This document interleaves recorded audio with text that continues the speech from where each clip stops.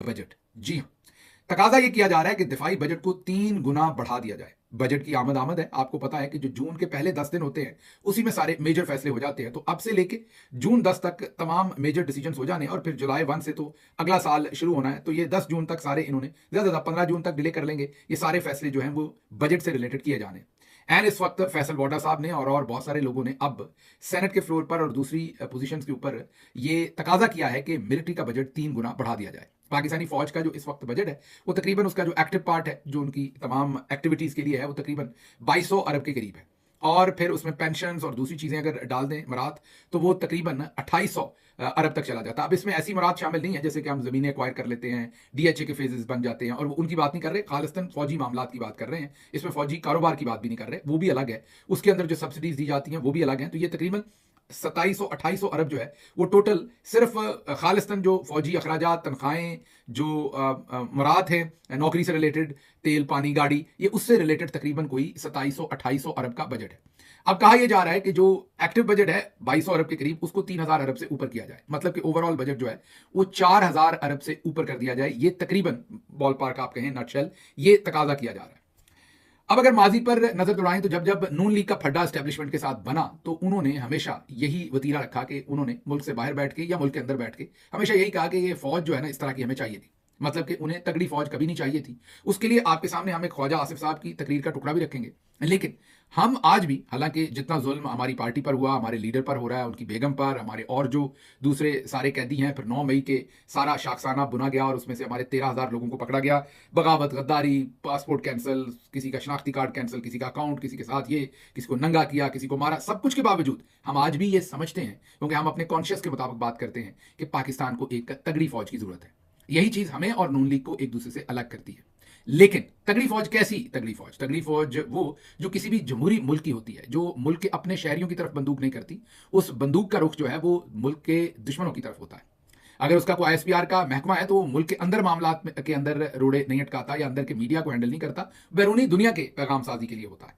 मसलन हमें एक तगड़ी फौज चाहिए, लेकिन ऐसी फौज नहीं चाहिए जो जजों को ब्लैकमेल करे, या उसके अंदर आईएसआई हो या कोई भी डिपार्टमेंट है जो लोगों की फिल्में बनाए, कोई एमआई है वो लोगों को उठा ले, नंगा करे, तशद्दुद करे। नहीं, इस काम के लिए 4000 अरब मेरे ख्याल में दुरुस्त नहीं है। हाँ, अगर वो वाकई दिफाए वतन के लिए इस्तेमाल हो और फौज जो है वो अपने आईनी रोल पर चली जाए, और ये सियासत के अंदर जो दखल अंदाजी है, ये फील्ड मार्शल और डीजी आईएसपीआर साहब जो कुछ भी ये सब कुछ हो रहा है, ये फौज ना करे, तो फिर जितना भी बजट फौज को देना पड़े वो देना चाहिए, क्योंकि मजबूत फौज जो है वो पाकिस्तान की जरूरत है और पाकिस्तान की फौज बिल्कुल मजबूत होनी चाहिए। लेकिन मैं दोबारा कह रहा हूं, ये जिन वीगो डॉलों में लोगों को उठाया जाता है, ये जैसे अदालतों को मैनेज किया जाता है, अदलिया को लूटा गया है, सियासी वर्कर्स के ऊपर जो जुल्म किया जाता है, जो सब कुछ हुआ 9 मई के बाद, इसके ऊपर जो आवाम का पैसा खर्च होता है, इस पर तो आर्टिकल 6 लगना चाहिए। ये पैसा किसी सूरत ना किसी को इजाजत हो, ये हल्फ की रूगरदानी भी है और एक जुर्म भी है जिन भी लोगों ने इसका इर्तकाब किया, तो इसके लिए बजट इस्तेमाल नहीं होना चाहिए, खालिस्तान दिफा के कामों के लिए इस्तेमाल होना चाहिए। ये तो हो गई एक बात। अब दूसरी बात जरा इससे हटके कर ले। ओवरऑल जो तनाजर चल रहा है उसमें अब जंग बदल गई है। जंग अब रवायती जंग नहीं रही, और अभी जो कॉन्फ्लिक्ट हुआ हालिया, भले वो 2 दिन का था, 4 दिन का था, उसमें आपने देख लिया कि दोनों तरफ ने अपनी अपनी एयरफोर्स को उतारा और मिसाइल सिस्टम को उतारा। तो अब हमें भी ये सोचना पड़ेगा कि हमें मिसाइल्स चाहिए और हमें अपना अच्छी तगड़ी एयरफोर्स चाहिए। तो अब जरा जो दूसरी साइड है, जिन पर हमेशा ज्यादा बजट लगता रहा, उनको जरा थोड़ा सा तहम्मुल करना चाहिए मेरे ख्याल में। अब इसमें यह ना कह दीजिएगा मैं मुल्क दुश्मनी की बात कर रहा हूं, मेरी अकल ये कहती है, और जितने लोगों से मेरी बातचीत हुई उनके मुताबिक भी पाकिस्तान को अपनी एयरफोर्स को तगड़ा करना चाहिए। हमने अपने एक पिछले व्लॉग में आपको बताया था कि पाकिस्तान की एयरफोर्स का बजट है $7.9 बिलियन, तकरीबन 8 अरब डॉलर, और इंडिया की एयरफोर्स का बजट है $80 अरब। जी हाँ, अब आप जरा ये तकाबली जायजा ले लें, कहां 8 अरब और कहां 80 अरब। हमारी नेवी के भी बजट में खासी कमी है, वहां पे भी हमें थोड़ी सी अपनी इस्तात को बेहतर करने की जरूरत है, क्योंकि इंडिया वहां से भी या कोई भी मुल्क दुश्मन जो एक्टिविटीज है वहां से भी हो सकती है। तो अगर हम खालिस्तान ये डीएचएज, ये कारोबार, ये सारी मरात, ये फील्ड मार्शल, ये एक्सटेंशन, इनसे निकल के खालिस्तान अपना काम करें, तो यकीन कीजिए शायद हम 2000 अरब में भी वंडर्स कर दें, या 2500 अरब में भी, या 3000 अरब में भी, या 4000 अरब में भी, जितना भी पैसा हमें चाहिए उस पर हम बहुत बेहतर परफॉर्मेंस दें। लेकिन हम तो पैसा ज्यादा जो है वो इस्तेमाल दूसरी चीजों में करते हैं। तो मेरे कहने का मतलब यह है कि हमें वाइजली पैसे खर्च करने चाहिए। हमें अपने बजट को वाइजली जो है उसकी वो प्रोपोर्शनेट तरीके से उसे इस्तेमाल करना चाहिए। अभी एयरफोर्स और मिसाइल्स का ज़माना है तो उस पर ज़्यादा पैसा लगाना चाहिए। जो हमारा रवायती काम है उसमें माशाल्लाह हम ठीक है और ना ही उसकी ज़रूरत पड़ती है। दोनों मुल्क न्यूक्लियर है, उसकी ज़रूरत पड़ी तो इसका मतलब है कि आपने न्यूक्लियर पर ही जाना है, तो उसकी ज़रूरत तो कभी पड़नी नहीं है सच उस तरीके से। तो एयरफोर्स को तगड़ा करना चाहिए, मिसाइल सिस्टम को करना चाहिए, वहाँ पैसा लगाना चाहिए। ISI और MI के बजट में कमी करनी चाहिए। ये जो सियासी साइड उनका बजट है, जो वो सारे कैमरे लगाते हैं, लोगों को उठाते हैं, फेंटा लगाते हैं, खरीदते बेचते हैं, सारी ये ब्रोकरेज करते हैं जो सारी पॉलिटिकल पार्टीज के दरमियान जब हुकूमतें गिरानी और बनानी है, ये उनके रोल खत्म करने चाहिए। 1000 अरब तो यकीन कीजिए यहीं से निकल आएगा, जितना बड़ा ऑपरेशन ये होता है। जिस तरीके से एक्टर एक्ट्रेसेस सिंगर्स तराने गाने वाले से लेके सभी को हमने कंट्रोल किया हुआ है पूरे मुल्क को। ये कंट्रोल अगर हम थोड़ा सा छोड़ेंगे मीडिया से लेके तमाम चीजों, तो 1000 अरब यहां से बच जाएगा। और यकीन कीजिए बहुत सारा असलहा इससे हम खरीद सकते हैं, बहुत सारी हम अपनी फौजी ताकत इसमें से बना सकते हैं। तगड़ी फौज की बुनियाद हम इस पर, मजीद तगड़ी फौज की बुनियाद जो रख सकते हैं। तो इसलिए बजट अगर बढ़ाने की जरूरत है बिल्कुल बढ़ाया जाए, कोई इसमें नहीं है। लेकिन दूसरी तरफ हुकूमत की जो अलियां तललियां हैं वो भी खत्म होनी चाहिए। बस अभी बताता हूं मैं फील्ड मार्शल साहब की भी जो शाह खर्चियां वो भी बताता हूं और हुकूमत की भी बताता हूं। इनको रोकना चाहिए। हेल्थ और एजुकेशन पर ज्यादा पैसा लगना चाहिए। बच्चों को अगर पढ़ाएंगे नहीं, एजुकेशन पर पैसा नहीं लगाएंगे तो हम किधर पहुंचेंगे। तो हेल्थ एजुकेशन का बजट बढ़ाइए, सिग्निफिकेंटली बढ़ाइए। अगर आपको दिफा का बढ़ाना पड़ता है वो भी बढ़ाइए, लेकिन हेल्थ और एजुकेशन का और टेक्नोलॉजी का जो इंफ्रास्ट्रक्चर है, आने वाली दुनिया जहां पर पहुंच रही है उसके ऊपर भी हमें तवज्जो देनी चाहिए। उसका भी बजट जो है हमें उस पर भी पैसे रखने चाहिए। तो ये एक बहुत ही डिटेल्ड डिस्कशन होनी चाहिए और डिटेल्ड तरीके से देखना चाहिए कि ह्यूमन डेवलपमेंट भी हो और साथ हम अपने डिफेंस पे भी काम करें। अब दूसरी तरफ जरा पापा की परी की बात कर लें हम, हमारी बाजी मरियम नवाज साहबा। कल हमने आपको बताया था कि पहले वो सरगोदा तशरीफ लेके गई। उनके जाने से पहले वहां पर जो आपके टैक्स के पैसे का ज़या हुआ वो हमने आपको बताया, जैसे रातों रात सड़कें बनाई गई जो बाद में टूट जाएंगी, वहां पर लैपटॉप बांटे गए तालियों के लिए। ये जो सारी शाखर्चियां हो रही हैं ये रोकनी पड़ेंगी। लेकिन आप करेंगे क्या? आप ये नहीं रोकेंगे। आप डिफेंस बजट को बढ़ाने के लिए लोगों की हेल्थ का पैसा रोक लेंगे, लोगों की एजुकेशन का पैसा रोक लेंगे, वो आम आदमी इफेक्ट होगा, ये शाखर्चियां नहीं होगी। अब सुनिए, कल मोहतरमा वहां गई, तस्वीर तो आपने देखी ली, उनके साथ उनका भाई बैठा हुआ था। फील्ड मार्शल साहब को जब रैंक्स लगे, जिसे वो लकब कहती हैं, तो वहां उनका वो भाई जिसकी 7 कंपनीज गालिबन बैंकरप्ट हो गई हैं, दिवालिया होके वो अब इंग्लैंड से पाकिस्तान पहुंचे हैं। अल्लाह ही खैर करे, अब अगला काम को यहाँ ना डालना उन्होंने। बहरहाल वो अपनी बहन के साथ जो बराजमान थे, इन पर जब टैक्स का मुकदमा बना था तो इन्होंने कहा मैं तो पाकिस्तान रहता नहीं, मेरे पर तो इसके कोई कवानीन लगते नहीं। लेकिन चले, वहां बैठे हुए थे। बाजी हमारी ने कुछ ज्यादा ही एफर्ट कर डाली थी, अल्लाह बहरहाल उनको नसीब करे। ऐसी लग रही थी कि या मतलब वो किसी बहुत ही करीबी रिश्तेदार की शादी पे आई हुई है, मतलब बहुत ही ज्यादा ओवर डूइंग थी उनकी। लिबास मेकअप, हमारी बहन है इसलिए हम ऐसी बात कर लेते हैं, बाकियों को तो ये इजाजत नहीं होगी, इसलिए मेरी तरफ से इसको गुस्ताखी ना समझा जाए। मैं सिर्फ ये कह रहा हूँ कोई चीफ मिनिस्टर है, थोड़ा प्रोफेशनलिज्म भी रहना चाहिए। गोटा किनारी जो कुछ वो था वो जरा थोड़ा सा उसको थोड़ा सा मैं ये कहूँगा कि थोड़ा लाइटर रखना चाहिए मामलात को। इतना ज़्यादा मतलब एक जो एक ऑफिशियल सेरेमनी है उसके अंदर एहतियात को मलूज़े खातिर रखना चाहिए। लेकिन चले, वो तो जो किया उनका फिर भी पर्सनल मामला है। आल्दो कि शी इज़ चीफ मिनिस्टर, तो पर्सनल मामला रहता नहीं, भले वो फॉर्म 47 पे ही है। अब कल रात गए वेरी लेट, वो आपके पैसों पर जो जहाज चलता है और पूरा कॉन्वॉय उनका वहाँ इस्लामाबाद में भी सिक्योरिटी और फिर लाहौर भी, वो जाती उमरा पहुंची हैं कल रात वेरी लेट नाइट, वो बहुत ही लेट नाइट। हो सकता है उसके बाद उनकी 8 बजे वो एक्टिविटी थी जो उन्होंने की, हो सकता है उसके बाद उनकी कोई मीटिंग्स हों, कोई उनकी वहाँ पर मसरूफियत हो और वो मसरूफियत लेट नाइट तक चली हो, ये मुझे नहीं पता। लेकिन ये मुझे पता है कि वो लेट नाइट लाहौर पहुंची, अपने घर पहुंची और आज उन्होंने कोई मीटिंग अटेंड नहीं की। मैं ये आपको पूरी जिम्मेदारी से बता रहा हूँ। हो सकता है वो पहले मीटिंग अटेंड की, उसकी आज फुटेज जारी कर दे उनका ऑफिस, लेकिन आज उन्होंने कोई भी मीटिंग अटेंड नहीं की। आज वो किसी किस्म के पंजाब के किसी काम के ऊपर उनकी तवज्जो नहीं है। आज वो दोबारा इस्लामाबाद रवाना हो रही है और एयरपोर्ट पर वो गालिबन किसी के साथ तस्वीर खिंचवाएंगी। वो कौन है या मैं नहीं पता, लेकिन किसी के साथ तस्वीर खिंचवानी है जिन्हें उन्होंने एयरपोर्ट पर बुला रखा है। अब वो कौन है जिनके साथ तस्वीर खिंचवानी है ये हमारे इल्म में नहीं है, लेकिन इतना हमारे इल्म में है कि एयरपोर्ट पर कोई लोग हैं जिनसे मिलना है और तस्वीर खिंचवानी, लेकिन वो कोई ऑफिशियल काम नहीं है, कोई मीटिंग नहीं है, कोई सफारती रिलेटेड काम नहीं है कि कोई बैरूनी दुनिया से लोग आए हुए हैं। वो कोई फैन मूवमेंट ही है जिसमें उन्होंने तस्वीर खिंचवानी। ये मैं बात क्यों कर रहा हूँ, आप में से अक्सर लोग कहते हैं जी आपने आधा व्लॉग बाजी मरियम पे कर दिया, आपने पूरा व्लॉग बाजी मरियम पे कर दिया। मुझे कोई इंटरेस्ट नहीं है, लेकिन क्योंकि बादशाह सलामत ने उन्हें आप पर जो है वो मुसल्लत कर रखा है और आप जितने के समझदार हैं और हम एज अ कौम जितने के समझदार हैं वो आपको अभी तक पता चली गया। अगर हम समझदार होते तो 1980 की दहाई से लेके 2013 तक मरियम के पापा जो हैं वो आपको बेवकूफ़ तो ना बनाते। इसलिए आप में से कुछ जो समझदार हैं वो बड़ा चिढ़ते हैं जब मरियम पे बात करते हैं, और ये बार बार आप उनकी बात क्यों कर रहे हैं, ये भूले बगैर कि सारे लोग आपकी तरह नहीं सोचते। मुझे सब लोगों के साथ बात करनी होती है, मुझे 90% जो लोग जिस तरह से सोचते हैं उस तरह से इसको तरतीब देना होता है सारी चीज़ को। तो बार बार हैमर करना पड़ता है, बताना पड़ता है कि कौन लोग हैं। फील्ड मार्शल साहब जो है वो किन लोगों को लाके आपके ऊपर मुसल्लत किया, उनकी एक्टिविटी आपको बतानी पड़ती है। अगर उनकी एक्टिविटी नहीं बताऊंगा तो फिर आप मुझे बताइए कि क्या मैं मेलानिया ट्रंप की बातें आपको बताऊंगा। फील्ड मार्शल साहब ने यही तोहफे आप पर मुसल्लत किए हैं, आपके टैक्स के पैसे पर ये पल रहे हैं, तो मैं इन्हीं की बातें आपको बताऊंगा। तो अब है क्या कि मरियम साहबा कल रात लेट नाइट पहुंची हैं और आज उन्होंने मतलब कल आकर भी उन्होंने लाहौर में कोई काम नहीं किया, आज भी उनका लाहौर में कोई मीटिंग नहीं है, और आज दोबारा फील्ड मार्शल साहब ने डिनर पर होस्ट किया है और वहां पर वो तशरीफ लेकर जा रही है। जी हाँ, आज फील्ड मार्शल साहब ने डिनर दिया हुआ है और उसकी होस्टिंग वो खुद कर रहे हैं डिनर की। वहां पर मरियम साहबा तशरीफ लेके जा रही हैं। आज बाजी सिर्फ सुबह जागी होंगी और उसके बाद वो 2-3 बजे रवाना हो जाएंगी और इस्लामाबाद पहुंचेंगी और वो डिनर करेंगी। तो सवाल मेरा ये है कि जब रात कोई काम नहीं किया, आज कोई काम नहीं किया और इस्लामाबाद ही जाना है, तो और वहां पर इन्होंने एक वो पुरसरार किस्म का गेस्ट हाउस बना लिया हुआ है रावल डैम के ऊपर, और उससे पहले पंजाब हाउस है, एक लेविश जगह है, इनके अपने समधी भी वहां हैं, सारी फैमिली के लोग भी इनके कई घर हैं, तो ये वहां क्यों नहीं रुक गई कल? ये जो जहाज आया है गया है, ये या तो इनका कोई ऑफिशियल काम होता ना, समझ आती। ये आपके पैसे के ऊपर इस तरीके के डाके हैं और गरीब आवाम से कहा जाता है कि दिफाई बजट बढ़ाना है, आप पैसे दें, हालांकि इनके बजट काटे यहां से। और अगली आपको बात बताते हैं, ये तो पापा की परी है जो आज फिर परस्तान जाएंगी, उनकी बात आपको बता दी। अगली बात सुन लीजिए, डीजीआईएसपीआर साहब ने एक और नगमा जो है वो जारी कर दिया, तराना। अब इन पे भी एक एक नगमे पे करोड़ों रुपया लगता है, ये फ्री में नहीं बनते, ये करोड़ों रुपया लेते हैं लोग, जो गाने वाले हैं, जो इसकी एडिटिंग वाले हैं, पिक्चराइजेशन वाले, करोड़ों रुपया पर खर्च होता है। वो आप ही का होता है, जाहिर है, वो इसी डिफेंस बजट में से होता है। इन पैसों से हम चलें जहाज नहीं ले सकते तो कुछ मिसाइल तो ले सकते हैं ना, इन पैसों को भी जमा करना चाहिए।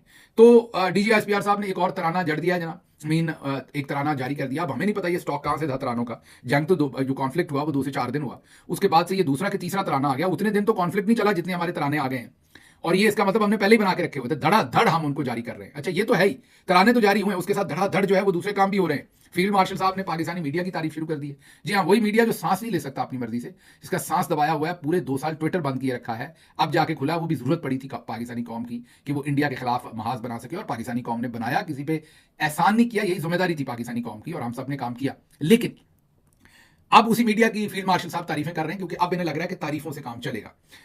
लोग शायद बेवकूफ बन जाएंगे और वो सब जो इन्होंने किया माजी का वो भूल जाएंगे, और इनका एक अच्छा इमेज बनेगा। मुश्किल है, आप जो कुछ कर चुके हैं वो बहुत दूर जा चुके हैं, आप बहुत मुश्किल है लोगों के लिए कि लोग भूल पड़े। आल्दो के हमारे लोगों को बेवकूफ बनाना बहुत आसान है, हमारे लोग बड़े जज्बाती हैं, एकदम इमोशंस में आके कुछ भी कर गुजरते हैं, लेकिन मेरे ख्याल में लोगों को याद रहेगा जो कुछ आपने किया। दूसरी तरफ कोर कमांडर मुल्तान, वो बहुत दिन जिक्रिया यूनिवर्सिटी के अंदर असातिज़ा और तुलबा के साथ उन्होंने खुसूसी नशिस्त की है।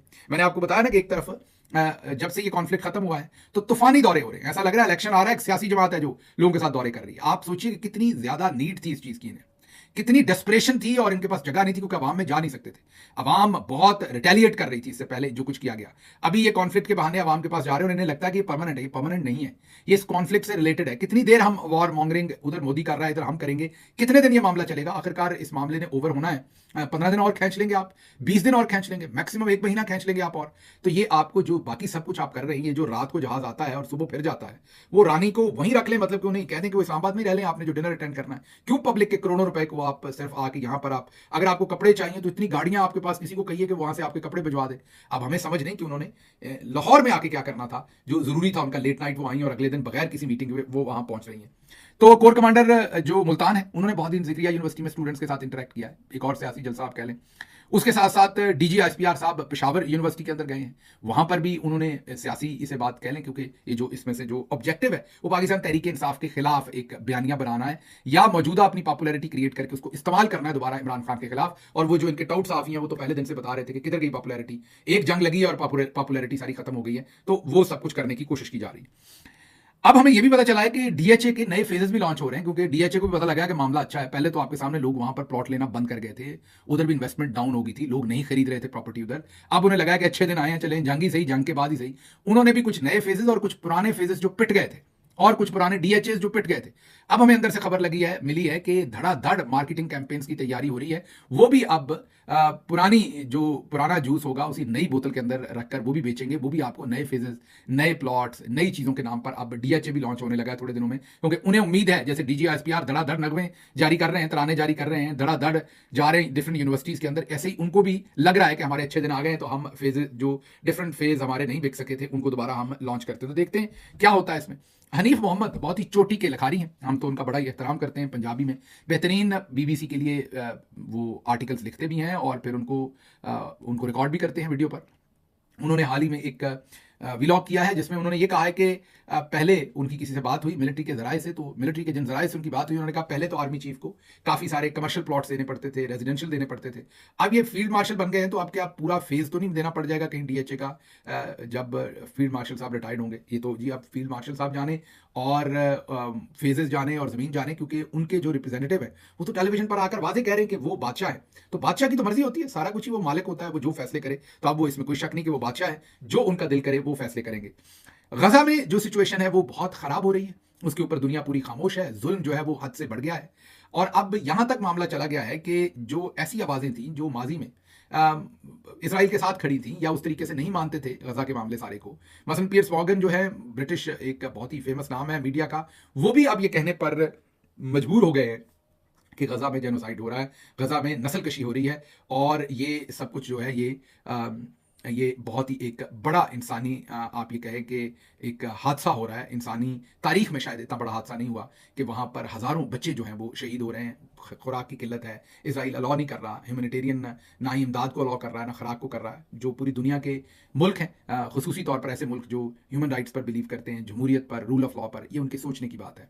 हज़ारों की तादाद में अभी तक जो है वो बच्चे वहाँ पर शहीद हो चुके हैं, मजीद शहादतें हो रही हैं। ये जो एथनिक क्लिनजिंग हो रही है, ये जो नस्लकशी हो रही है, इसको फौरी रुकवाना चाहिए। मुस्लिम दुनिया के ऊपर भी इसकी कड़ी जिम्मेदारी है। आज कोई आवाज़ नहीं है जो इनके लिए बोल रही है, ना आपको तुर्की से कोई तगड़ी आवाज़ नज़र आ रही है, या ना ही मशरक़ वुस्ता से तगड़ी आवाज़ नज़र आ रही है। मुझे पूरा यकीन है कि अगर इमरान खान जेल से बाहर होते तो वो भरपूर तरीके से आज इन मजलूमों की बात कर रहे होते, इनके लिए आवाज़ उठा रहे होते। तो दुआ भी कीजिए, और ये भी दुआ कीजिए कि खौफ खुदा है लोगों के ज़हन में, और जो बड़े बड़े मुल्क हैं, जो तगड़े मुल्क हैं, वो अपना यहाँ पर रोल प्ले करें, और जो मासूम वहाँ पर शहीद हो रहे हैं उनके लिए कोई दाद रसी उनकी किसी तरीके से की जा सके।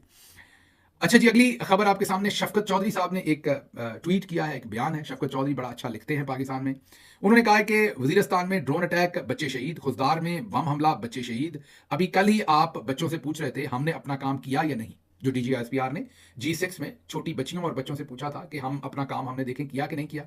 तो शफकत चौधरी साहब कह रहे हैं कि ये जो वजीरिस्तान में ड्रोन अटैक में बच्चे शहीद हुए हैं, खुजदार में जो बम हमले में बच्चे शहीद हुए हैं, इन बच्चों के लाशें कह रहे हैं कि नहीं, आपने अपना काम दुरुस्त तरीके से नहीं किया।